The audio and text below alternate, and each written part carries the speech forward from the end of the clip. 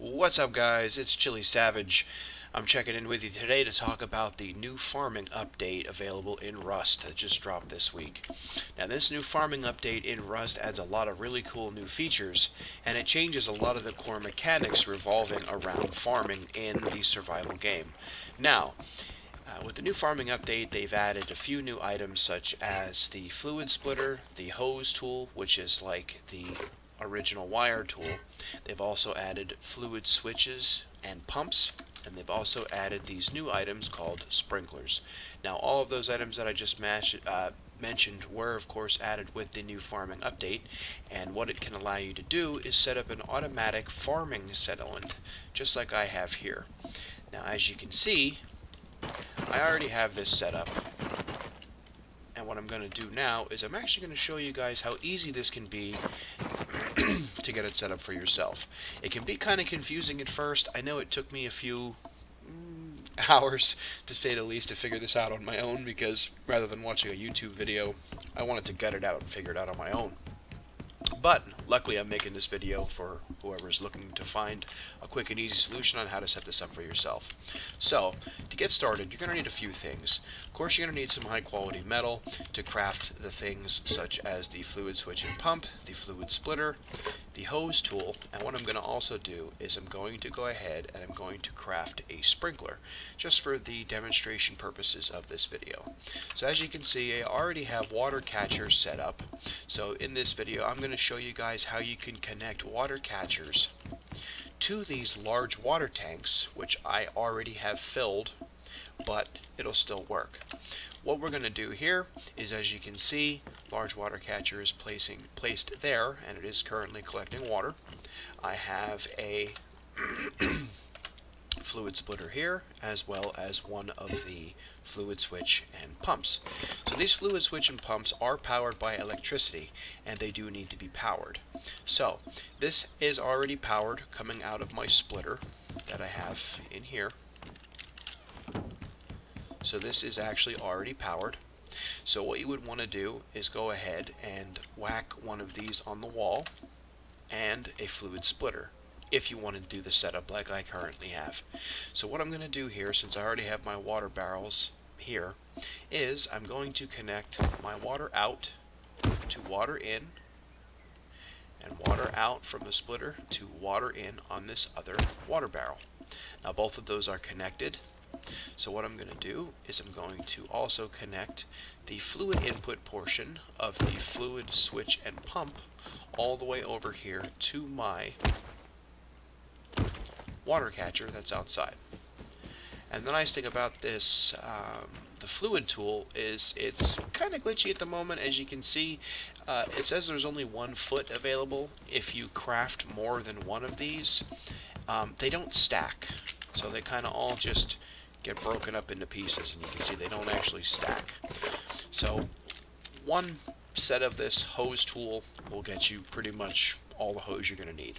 So now that I have those two connected, what I'm going to do is I'm going to connect my fluid output to the top of the splitter.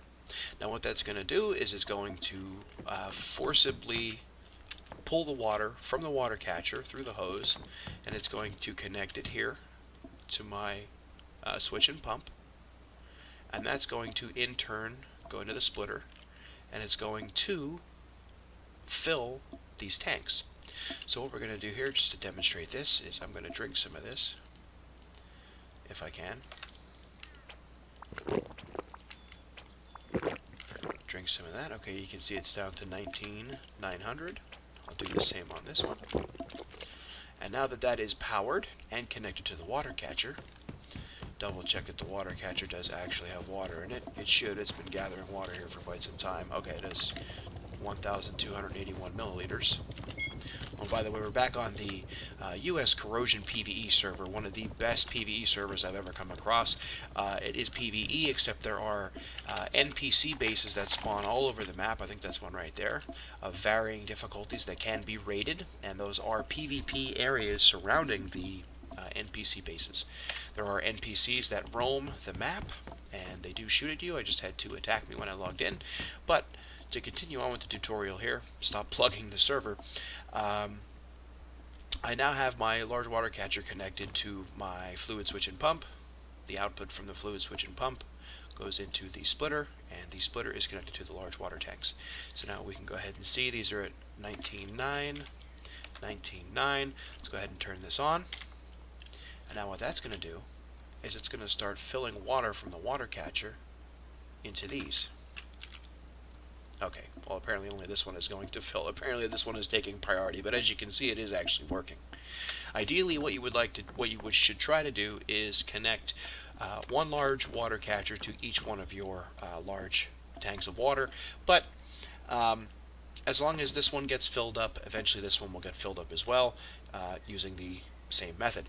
So now what we're going to do is we are going to craft a large planter.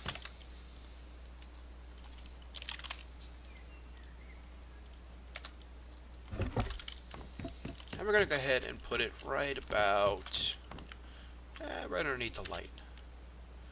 Yeah, that looks about right. Okay. Now, as you can see here, our water level in the planter box is 0 of 9,000 milliliters. What you ideally want to have in your planters is full water, 9,000 milliliters of water. Now, it's going to take a hell of a long time for your sprinkler system alone to fully hydrate your planters. So what I like to do is I have a whole bunch of these jerry cans on hand from purchasable from the Bandit Camp for I think 50 scrap or less. I forget. But what I do is I go ahead and water this up. You can see that the color of the dirt changed as the hydration level got higher and higher. So I'm going to go ahead and whack these back in here. Now what I'm going to do is I'm going to put a sprinkler system here next to this light. Now these are kind of wonky right now. They'll probably get a little bit more streamlined as it goes along, but there you can see that's connected there. Now with the ceiling lights and simple lights, things like that, these do actually have pass-throughs. So this is water in, and as you can see, what I'm going to do here is I'm going to connect the water tank directly to my sprinkler. Try to make this look as neat as possible with all of these hoses and whatnots running all haphazardly around. But now what that is this sprinkler is powered. Now unfortunately I'm getting ahead of myself here. I forgot to actually fix this, so let's go ahead and set this up. I'm going to clear this and clear this, and I also need to, okay, so this goes into here, and I'm going to put, let me just double check this here to make sure how I did this, because this over here controls the sprinklers, and this controls the flow of the water from the water catchers into the tanks. So if I remember correctly, what I should have to do here is connect my fluid input from the large water catcher. Fluid output is connected here. So I'm going to connect this to this. Why is this not wanting to connect? What? Empty, empty, empty.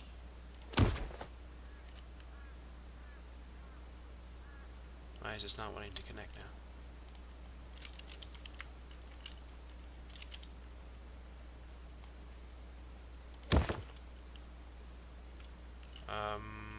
What? Oh, okay, because that's water out, of course. Duh. So we're going to go ahead. Sometimes the simplest of things are very confusing for me, but I'm sure with all these hoses and wires running all over the place, it could be kind of confusing for somebody else as well. So what I'm going to do here is connect my fluid input there. My fluid output, I'm going to run it back up and across to here and to here. Now, what this should do is, again, this is going to control the water in and out from the large water catchers into the water barrels. And this here is not powered yet. So okay, so that's not going to work. So we're just going to go ahead and we're going to power this. And as far as I can tell, one power source should work sufficiently to power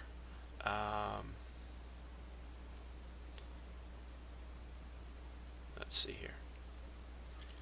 I don't know where else I have unused power. Do I have a throughput here? Do I have a pass-through to the ceiling light? Do I have a pass-through here? Ceiling light, ceiling light, ceiling light. Let's go ahead and pass-through is empty.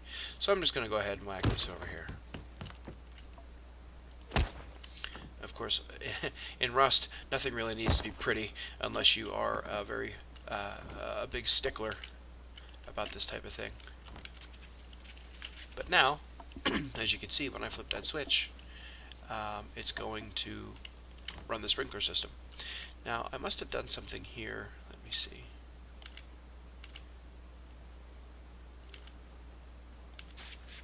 Oh, okay.